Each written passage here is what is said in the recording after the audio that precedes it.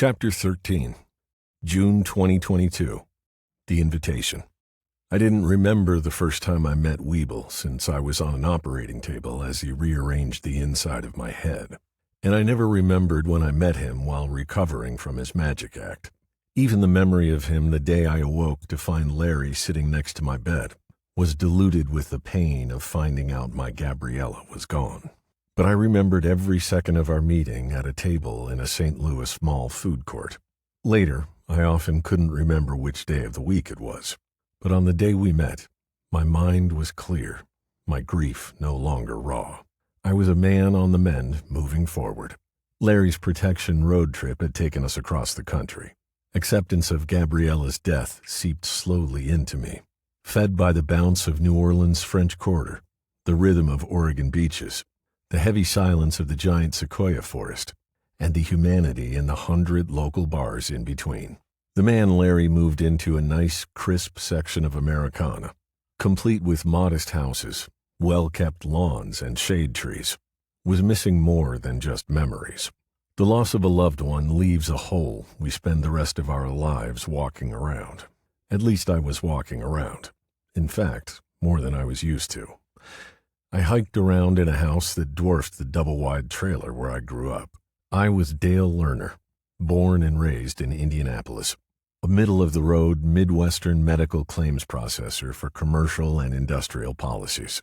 Larry explained that the theory was that I didn't have a lot to talk about, since nothing ever really happened in Indianapolis. He added that the Marshal Service consultants had conducted studies to select background cities. They looked for places like Indianapolis, where nothing much happens. More importantly, everyone else in the country knew it. My three-ring binder background was extensive, stuffed with things that had happened locally, mainly in professional sports. The idea was simple. Talking about those things made your persona real, or, as Larry put it, a fucking drag. Of course, in real life, medical claims processors and their ilk do things off the clock, like hang glide, because they have a real life. Or they are the quiet ones with dark pasts that show up as a Hell's Angel at the Sturgis motorcycle rally. All I had to be was a suburban weekend grass mower. It turned out that it wasn't that bad. Maybe I was still damaged goods, but I was starting to have my moments. For the first month, I spent my working time automating most of my job with an artificially intelligent agent. It was a bittersweet journey of gently moving through my virtual past to recover codes, neural nets, and security information from cloud banks. I carefully stayed in the clear sunshine of memories months and years before being shot. The sweet success of finding so much of my work still in place and not booby-trapped was soured by the realization that Richard and I had left no business legacy. I understood the business crumbling with our deaths, but I expected our internal systems to have long been scrubbed, recycled, or destroyed. What hurt was that our commercial and government clients had made little attempt to weld shut all of the doors from their world to ours. Did they really believe the tongue-in-cheek myth of secured servers and laptops? No. With memory sticks, smartphones more powerful than most of the servers in racks worldwide, the cloud and the dark web, everyone knew that all data was vulnerable. The guards at the gates were there to expel the vandals, ransomware, phishing, denial of service, and their ilk, intent on bringing down the walls of flowing electrons, protecting the modern world's digital treasure. At least the Vandals had to pack out what they looted from Rome after sacking it. The Romans' gold, silver, and slaves couldn't be beamed back home in a microsecond or emailed in a spreadsheet. In our world, one skinny, unwashed, greasy-haired barbarian can stuff an empire's wealth into their pocket and walk back out the way he came in, or, more likely, go through security with the badge issued to them. How do you stop them? Answer, you don't. You hire guys like me who booby-trap the treasure, insert homing devices into it, and if it wanders off, one way or another, hunt the vandal down. And if that vandal is someone like me, commanding hordes of relentless, remorseless, and replaceable artificially intelligent virtual warriors, good fucking luck. So it took disturbingly little time to gather my forces to find out what my role was in Gabriella's murder. I focused on Dragna, his public persona, personal life, and everything the government thought they knew about him. I had another agenda. Willis, the assistant prosecutor, had assured me that Nicky would pay the price for Gabriella, and I still believed it. Yet I knew Dragna, the man who ordered it, would never be punished. Guys like him never are. So I decided to make sure he did. According to the suit, they had Dragna dead to rights as a money launderer. They were just waiting for him to make a mistake. The same strategy my favorite team, the Denver Broncos, had started using before the pandemic. Wait for the other guy to fumble or throw an interception, preferably lots of each. I discovered that Dragna would never make the mistake they patiently waited for. When Weeble showed up, I was trying to decide what to do with what I had found out. Connecting the dots confirmed but did not prove how he had made his wealth. Dragna wasn't the only venture capitalist who spied on competing tech companies and conducted a bit of sabotage. But he took it to a new level using people like Nicky and me. The Attorney General, Gibaldi, who granted my WITSEC protection, had no interest in Dragna, only the big fish Dragna played golf with. These big fish swim in schools of smaller fish, who practically jump into the Attorney General's boat. He tosses most back to be eaten by sharks, or grow into wall-hanging trophy status by turning in their competition. He keeps a few to feed to his employees. Dragna was too big a fish to net, and too small to waste time trying to hook. I was sitting in my den working on the problem when a dark car drove past, made a flawless three-point turn, and parked facing my house. I watched it for a few seconds, and returned to tuning the artificial intelligence program that performed my job. The company had decided to add software that chained remote workers to their computers. I was focused on turning my AI agent into an avatar. Eventually, I realized I hadn't seen anyone get out of the car. I decided that I must have missed it when the car pulled towards my house and turned the corner on the street headed north. Once again, it made a smooth three-point turn to park facing my house. I began watching closely, out of habit and boredom more than anything else. The car was a large black four-door sedan. It occurred to me that I might be watching the beginning of an affair, the favorite pastime of the burbs. Keeping an eye on the vehicle, I debated whether to drink one of the 2 beers I allotted myself each day. I liked beer a lot and worried about my drinking getting out of hand, affecting my testimony at the trial. I was still debating when a man in a baseball cap stepped out of the rear door and walked toward my house. He held a clipboard and stopped by each house as he came closer, making notes and peering around as if looking for something. He kept it up as he walked past the side of my house. I ducked into a back bedroom in time to see him looking over the wood fence into my backyard. His face vanished, and I saw the top of his head continue down the street. I unlocked my desk drawer and retrieved a handgun. I watched him quickly and lightly walk back to the parked car. The front passenger window rolled down, and he bent over to talk. The driver flipped a cigarette out his window. Then the man with the clipboard got into the back seat, and the car slowly drove past my house. I looked down at 2 faces peering up at me through the side windows, as if they could see me through the one-way glazing of my den window. Instead of calling Larry, I got a beer and weighed my options. Larry had said that 1 or 2 men meant Dragna, a hitter and possibly a driver. If it was Dragna, it meant that Larry had the resources of the Marshal Service, the FBI, local police, and just about anyone else he decided to call. 3 was a snatch job, as he put it, which meant Weeble. Larry said that he was the only one who knew about Weeble, and Weeble was not someone that Larry and I wanted any federal agency to know about. Worse, if Weeble showed up, someone in the Marshal Service might be in on it. Larry said his years as a marshal taught him to respect unlimited wealth. For that reason, on our road trip, he made me repeat a mantra: don't pack, don't wait, just run. Some of Larry's advice was good, especially for craft beers. His advice on women, not so much. He had little experience with someone whose natural life expectancy was shorter than that of a hamster. When I finished a second beer, I got into my car and went shopping, carefully picking stores and parking where I had clear escape routes. I spent the night drinking my best beer and working. Every time I heard a noise, my heart stopped. Sometime after midnight, I finished my project and took a little walk, ready to run for my life if I saw anyone. But the only nasties I saw were a trio of raccoons who hissed at me to leave them alone to topple trash cans. I did my thing and gave them plenty of space to do theirs. Returning home, I took a restless nap that left me more tired than before I went to sleep. Over time, I would learn how to function with just a few hours of sleep during the day. That morning, I slept with the door blocked, my hand on a gun.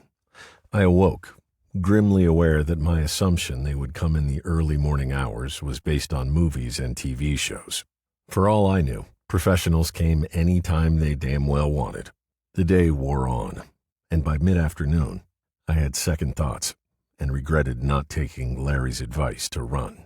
They returned in the same car, parked in the same place, and the same man with the clipboard performed the same routine.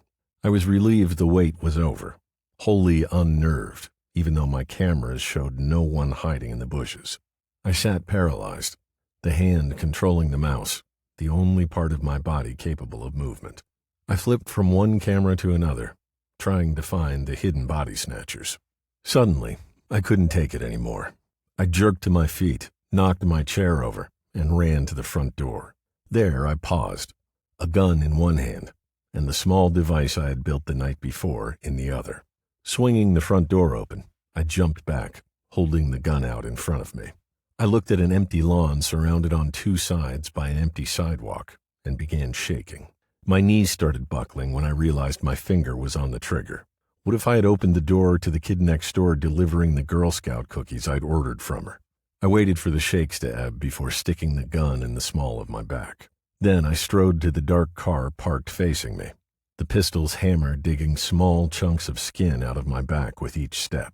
By the time I reached the car, small, warm drops of blood had run down over my ass to the backs of my legs. A man got out of the front passenger side. He was trim, medium height, dressed in chinos and a polo shirt. He had short, clipped hair, a chiseled face, and eyes covered with dark sunglasses. For a moment, we stared at one another. I pushed a button on the little box I held in my hand, and his head turned to listen to someone inside the car. He looked back at me, a grin forming. With a chuckle, he said in a firm, utterly accentless voice, "Clever. He said you were a geek. Can you turn the car back on, please?" I replied in a shaky voice, "From here, no. After I go inside." He nodded and said, "I can live with that. My men? Well, that depends. It's hot and you've turned off the air conditioning. I can never understand how anyone lives in this humidity. Can you?" "Actually, I can. What do you want?" I wondered if I should get the gun from my waistband. The man on the sidewalk was not holding a weapon, but I had no doubt he had one. Behind the dark-tinted windshield glass, the men inside the car could be aiming machine guns at me. "What do you want?" I repeated. "You owe money, a lot of money. My job is to get you to pay what you owe." "You're debt collectors?" "Yeah, who else would we be? You really can't start the car again?" He was right. It was hot, and already sweat was running down and into the gouges in the small of my back. I blinked sweat out of my eyes and noticed that his hard face was dry as a bone for a man bothered by heat and humidity. "No, I can't. Mind telling me who the hell I owe money to?" "Oh, sure. Dr. Weeble, the surgeon who saved your life. Seems like you skipped out of the hospital without paying your bill. And it's a lot of money, Mr. Harding." "Oh, yes, we know your name. It's a lot of money. It seems that most of it, all of it, is out of network. So we really can't go to your insurance company." I was stunned. All he had to do at that moment was step up, take my arm, and lead me to the car. It would have been over. I think he might have considered it, but not in time. A cold rage swept through me. The constant worry of ending up as a lab rat, and all the little prick wanted was money. The man was in front of me before I realized my hand was moving to the gun in the small of my back. "Easy? Easy? You don't want to do something stupid, something that leaves me no choice," he said in a calm voice. Fear pushed aside my rage. That voice, its matter-of-factness, the smoothness of his movements, and his body's utter stillness radiated danger. I looked around and saw no one. Only the people who have to work outside or like to play golf come out on St. Louis's sweltering summer afternoons. I should have run the day before, as Larry had instructed. He put a hand on my chest like he was calming a horse. Take a breath. Nothing is going to happen. Not now. The doctor only wants to talk to you. Are you sure you can't start the car? It's getting hot inside there. I took several deep breaths and shook my head. No, I can't. He's going to have to deal with it. Have him step out. I watched my reflection in his sunglasses, and he cocked his head as if considering my answer. Okay, it was worth a shot. The doctor is not in the car. He'll be waiting in the mall, the one you went to last night. He'll be at the food court, where it's nice, cool, and public. Now listen, keep it cool. It's a private conversation, but you know how things are these days. The doc gets the idea that you're talking to people other than him, and he walks. After that, we do things our way. He pulled off his sunglasses to look me in the eye. I was surprised. His clear blue eyes were older than his voice, surrounded by laugh wrinkles and friendly. It was incredibly intimidating. He smiled, showing even white teeth, and I involuntarily smiled back. My brain told my mouth to let it do the thinking and took the smile back. That seemed to amuse him. Look, Mr. Harding, you need to hear him out. I mean, you want to get this whole collection business behind you, right? He waited for my nod before he continued. Trust me, it's more than that. You need to hear him out. I think you'll be very interested in what he has to say. Don't give us a reason to think you're talking to anyone but him. We'll be listening, and we're very good at this shit. We give him the signal, and this opportunity goes away forever. Come on, let the man have his say. I get that he's a little hard to take, but let me repeat, you need to hear him out. He produced a smile so engaging that my dumb mouth almost responded. Clenching my jaw, I nodded, not trusting my voice. Part of me wanted to invite the bastard in for a beer, and another part wanted to start running and never stop. Good. You go back inside, change clothes, and try to put something on your back. No one ever really sticks a gun with a hammer back there. Then go to the cafeteria. Be there in an hour, or I'll be back here. Understand? He moved so quickly that he missed my automatic nod. It was as if he simply materialized back at the car door. He turned, pointing a finger at me. Harding, the minute you get back in the house, you turn this fucking car back on, or I swear to God we'll come inside and go to Plan B. When I got to my front porch, I turned and faced the dark sedan, held out my hand and pushed 3 buttons in order. The car pulled away from the curb. A hand came out the passenger window and gave me the finger as it went by. An hour later, I sat across the table from Weeble. I wondered if I would recognize him, since I doubted he would wear an oversized white lab coat. But I spotted him as soon as I walked in. Our eyes locked and I stopped. The guy I remembered had a ferret face, sharp little teeth, and a forked tongue that flicked in and out. This guy looked no different from the suits across the counters of the upscale jewelry stores I had just walked by, except his suit cost more than all of theirs combined. I was embarrassed at the space in my head he had occupied without paying rent. He had a small bowl of frozen yogurt in front of him. My tray held a chili cheese dog, curly fries, Cajun honey chicken with noodles, and an egg roll. What it lacked in New York City quality, it made up for in quantity. The mall had expanded its food court to provide social distancing between tables. The table he had staked out had empty tables around it. We could talk without being overheard. We didn't shake hands. Weeble watched as I spread the food on the table to get enough working room. I got up and looked down at him. Forgot my drink. Want one? He shook his head, and when I returned, he had pushed his unfinished yogurt carton to the side. On my way back from the brewery on the first level, I grabbed a pizza slice. I raised my eyebrows as I reached to push aside his yogurt to make more room. He nodded, and I tossed it in the trash bin. He watched in horror as I applied hot sauce, shredded cheese, jalapeno slices, and ketchup to my entrees. "I saved your life for this?" he asked, waving a hand over the table. Not wanting to be impolite, I finished chewing a forkful of chili cheese dog and followed it with a bite of egg roll. After I washed that down with the craft beer, I answered, "Yeah, speaking of that, how much do I owe you?" "I don't have the exact amount. It's several $100,000. That's before interest and collection charges," he replied with cold menace. I twirled the Asian noodles around the tines of my fork and secured them with a piece of honey chicken. The trick is balance. Too much noodle and it's too big of a bite to chew comfortably. Fortunately, I was an expert. I pointed the loaded fork at him. "Gee, Doc, looks like your collection company will have to garnish my wages for a long time. Good luck with that." He looked worried as I stuck the fork in my mouth, probably unsure what to do if I started choking. I tried to imagine him giving me the Heimlich maneuver. In the movies, the food comes shooting out and that's it. In reality, most of your stomach contents usually follow. He looked away from me and decided to speed things up. "Let's put that aside for the moment and talk about more important issues," he said. All business. I chewed, wondering if I had unintentionally taken too large of a bite. Weeble fidgeted as I let my mouth do extra work. When I swallowed, he started to speak, but I held up a hand. He compressed his lips as I cleared my palate with a swallow of brown ale. I burped politely, dipped an onion ring in ketchup, and said, "I'm feeling fine, by the way. Thanks for asking." His eyes turned into hard, cold stones of black obsidian, reminding me of a rattlesnake I once encountered as I crawled forward on hands and knees, trying to sneak up on an antelope. Maybe the memory of a forked tongue darting from between his thin lips was lost in the fog bank. "I highly doubt that. Have you spoken with Dr. Jensen?" I pushed aside his resemblance to a creature gifted with a unique ability to protect itself, and guilty of nothing more than eating rodents. "Not lately," I said with a mouthful of chili dog. He winced and said, "You mean not since you left? You know that he is now a dog trainer. It's good when one finds what they are meant to do, even later in life. However, I happen to agree strongly with the prognosis he conveyed to you.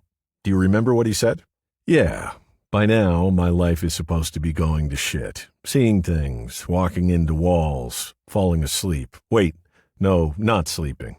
Yada, yada, yada. I feel bad for you. Owed that much money by a guy with no money, no prospects, and not long for this world. Man, sucks to be you." He waggled a hand in reproach, then frowned and glared at his cuff dripping with ketchup. For a surgeon with nerves of steel, he was easily distracted. I dipped a napkin in my beer and handed it to him. Nodding his thanks, he executed the removal of the ketchup with precision. He glanced around the room, reminding himself and me that any number of people could be listening to our conversation. "This is ridiculous, and just to be clear, I told them not to intimidate you." "You call that intimidation?" I asked. He leaned forward confidently across the table and saw the alarm in my eyes. I didn't have anywhere near the beer needed to clean up the mess he was about to make of his shirt sleeves. With a disgusted shake of the head, he leaned back. I tried the pizza. "I can make it go easier for you," I mumbled through the pizza. "Yeah." Electrodes attached to my head, shocks passed through my body, bed sores from steel tables. No thanks. "Is that what Dr. Jensen told you?" "That was completely unfounded. It would not happen ever. You have my word. Look, hear me out. Just hear me out, damn it. First, we can put you anywhere in the world, in a forest, on a beach, or a suite in New York City. And companionship. Trust me, world-class companionship." Later, I was thankful that was before Gabriella started to pay me visits. He saw something in my eyes and nodded with satisfaction.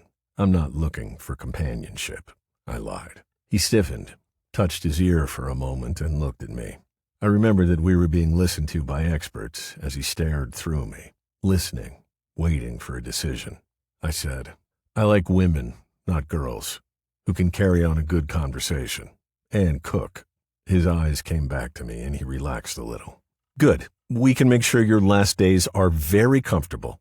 Jensen is a quack. He has no idea what that procedure entails or even what it is.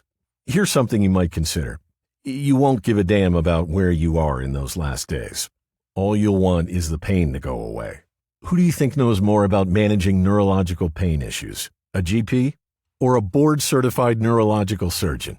Once again, he scored a hit and saw it in my eyes. He leaned forward for the kill, ignoring the damage my sweet and sour sauce was doing to his $300 tie. "Do you want to suffer?" "It's too late. I think you've already ruined dinner," I replied. He leaned back, saw the mess on his tie, and lost his train of thought. So much for surgeon laser-focused concentration. He glanced at me. I winked, and he studied the table, looking for more minds. Then his eyes went through me again. He listened, shook his head, and said, "How do you stay like that? You must have the metabolism of a fucking hummingbird. Did you eat like this before your, incident?" "You mean before I got my face shot off?" "Yes." "I was a vegan." His eyes widened. "And now you eat, well, anything?" "Yeah, that is kind of strange. What did you put in my head that would turn me from a vegan to this?" I asked, motioning around the table, as I lowered my head to take a sloppy bite from my chili dog. Without raising my head, I glanced up, and for the briefest of moments, I thought I saw the doctor hidden in the surgeon. The edges of his mouth twitched to show me he was amused. His marble-hard analytical stare said he wasn't. Not even a little. "Mr. Harding, Paul, what happened to you was a tragedy. There is not anything anyone can do about what happened. We can use the knowledge from your treatment to save lives in the future. Why can't you see that?" I jabbed a fork at him. "I'm going to save lives in the future by making sure that the man who killed my wife and shot me pays for it. And I'll damn well live long enough to do that. You can count on it." To my amazement, he turned his head and looked across the room. I followed his stare and saw the man I had met on the sidewalk. In a soft, almost apologetic voice, Weeble said, "Mr. Harding, would you excuse me for a moment? I'll be right back." He joined the man at the other table. They bent over the table, each occasionally glancing over at me. I had finished my meal, cleaned the table, and debated about breaking my beer rules again. As the doctor walked back to the table, another man, one I had never seen, stopped at my table and, without a word, put another draft down in front of me. "I think that is one of your favorites. I hope I am right," Dr. Weeble said in the same soft voice that somehow reached his eyes. "Thank you. It is," I replied. "You never asked how we found you." I realized that I just assumed that anything, including penetrating WITSEC, was possible with enough money. I almost didn't ask the question because I didn't want to hear the answer. "Okay, how did you find me?" He had read it in my face and frowned sympathetically, making him look like just an ordinary guy in an expensive suit accented with food splatters. I found myself losing my bearings. "Don't worry, Mr. Harding. It wasn't your marshal. Our man says he is very good at his job, for what it's worth. But so is our man, and our man has more resources. Our man had to work very hard to find you. Deputy Burns did an excellent job." I found my bearings. "Sure, I get it. Larry is a great guy." A long, tapered finger appeared in front of my face. "No, Mr. Harding, you don't get it. I was not trying to get you to doubt your friend. Yes, we also know you were friends with the deputy. Let me be more direct." Weeble stopped and glanced at the table where the man sat watching us while talking on his cell phone. He studied me, my eyes, not my face, before continuing. "The point is that no one else seems to care about your protection. In fact, you are considered a low priority." "Oh, as opposed to your team, whoever the hell that is. Don't pretend you care about me. All you care about is what's in my head." To my surprise, he lowered his finger and nodded in agreement. "Yes, so what? Dr. Jensen said you had trouble focusing. He offered to lend me a dog collar. Said to put it on the table to make you focus. He said you'd explain it. We can talk about that another day. For now, the point is that we found you even though a very good marshal is hiding you, because no one else cares. If they cared, we might never have found you in time. Are you following me now?" I had lost my smile sneer at the mention of the collar. I nodded. I expected anything but the sympathy that showed on his face. "Mr. Harding, I am sorry about your wife. And I know what I would do if someone harmed my wife or children. And yes, what's in your head, as you so aptly put it, is extremely important to me and others, and science. Hopefully we can find common ground on that." He took a deep breath, his fingers gripping the table's edge, the knuckles whitening as though he was holding himself up. Before he spoke, he glanced again at the man across the room. "Mr. Harding, I am sorry to tell you this. There are people who don't want me to, but there are things you need to know.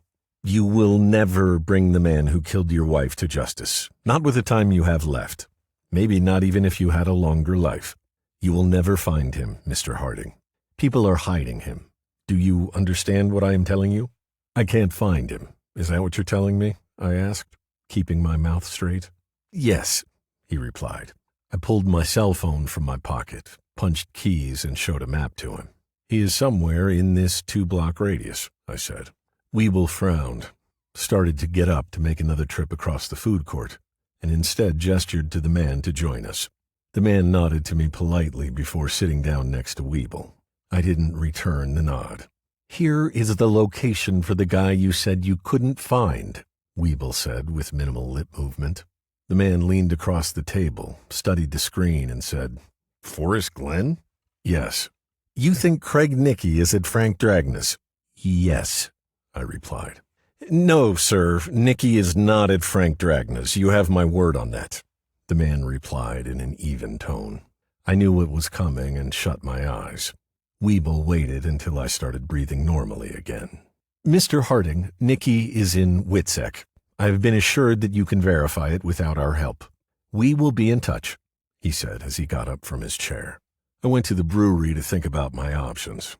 Because it closed early, being on mall hours, I stumbled into the night to a corner bar, still trying to quench my rage.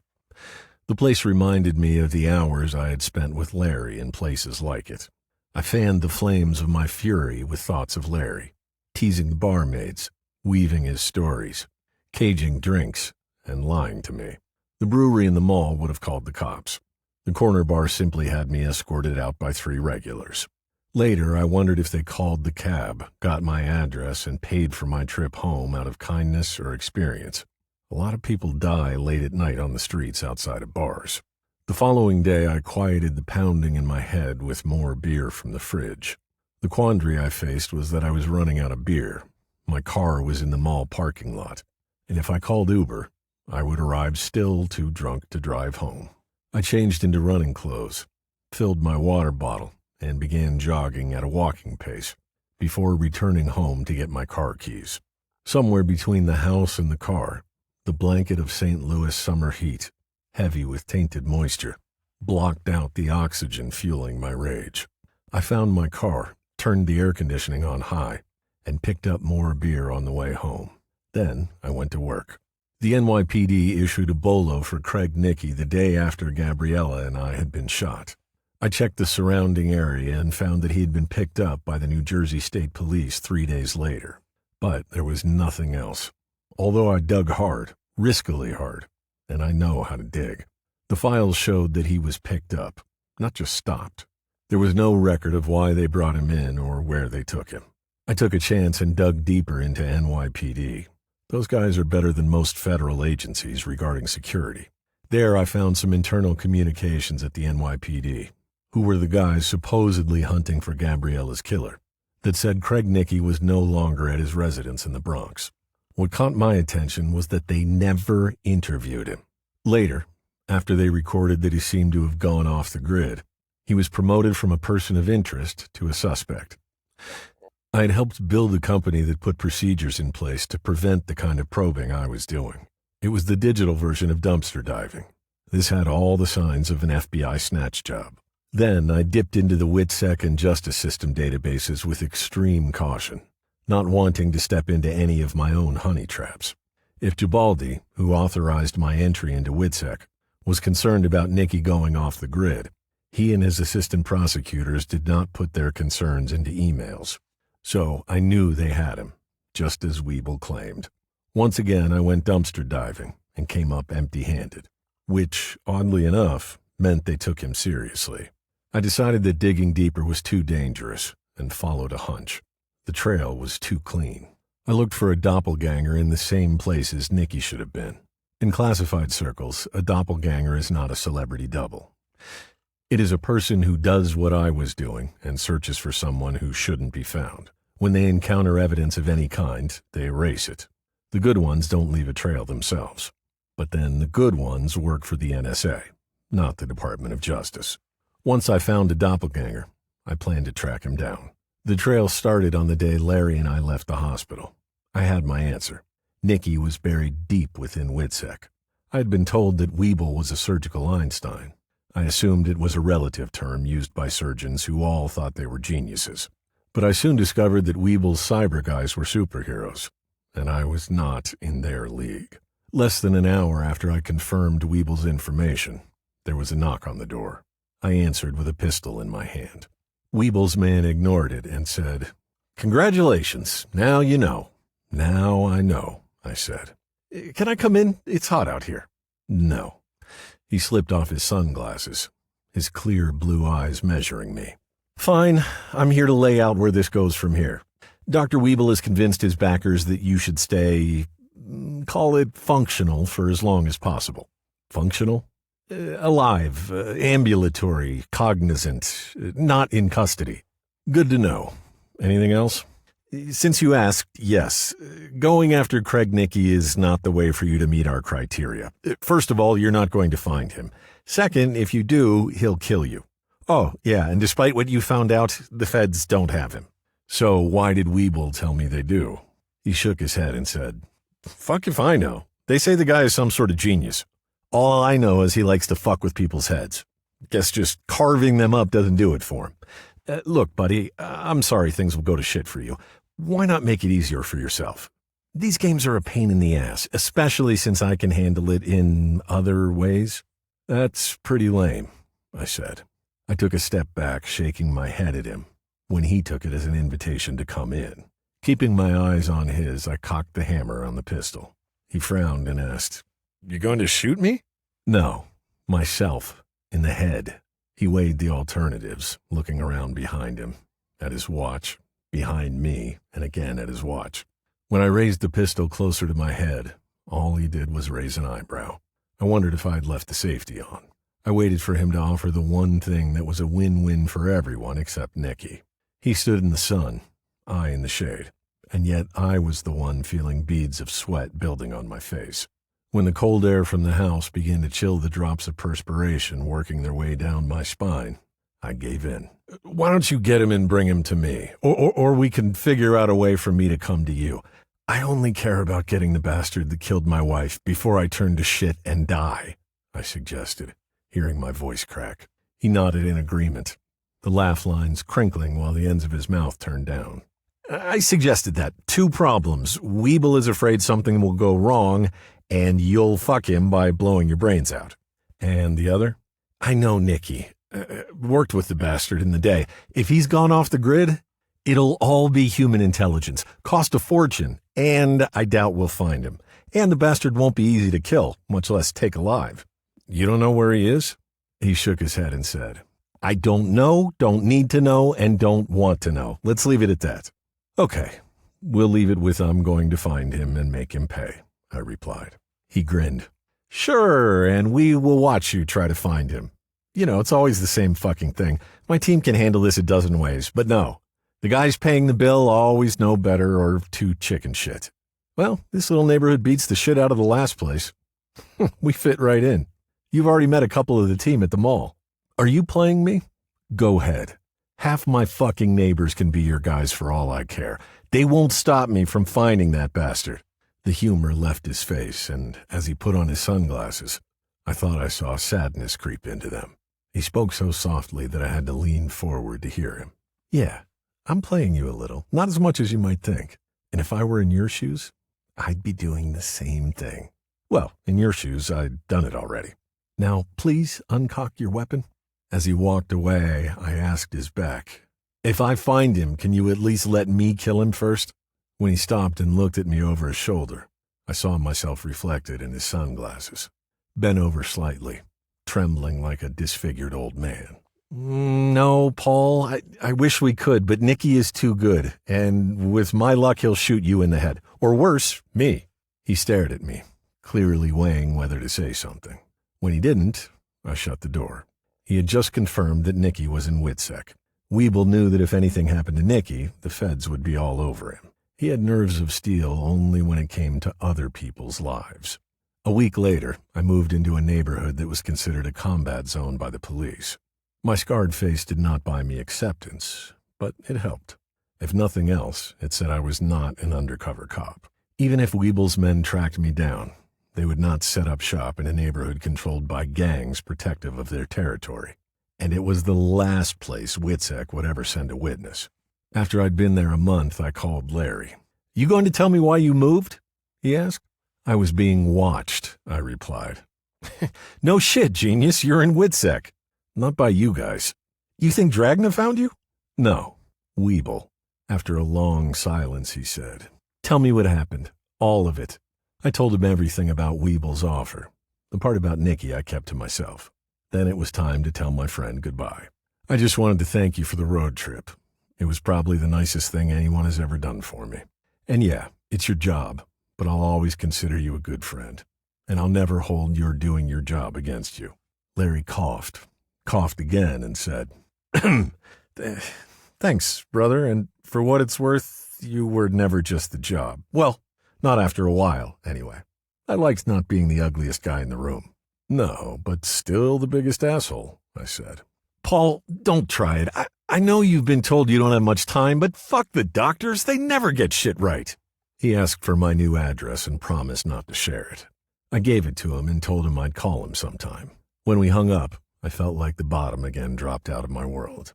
I focused on finding where they held Nikki, St. Louis, Denver, or Dallas. I no longer worried about how many beers I drank, how much sleep I got, or what I ate. All I thought about was my Gabriella, lying in a cold grave, while the government fed, housed, and protected her killer. And when I was about to give up, Gabriella found me in my reflections and gave me the strength to keep going. At least, that is what I thought at the time.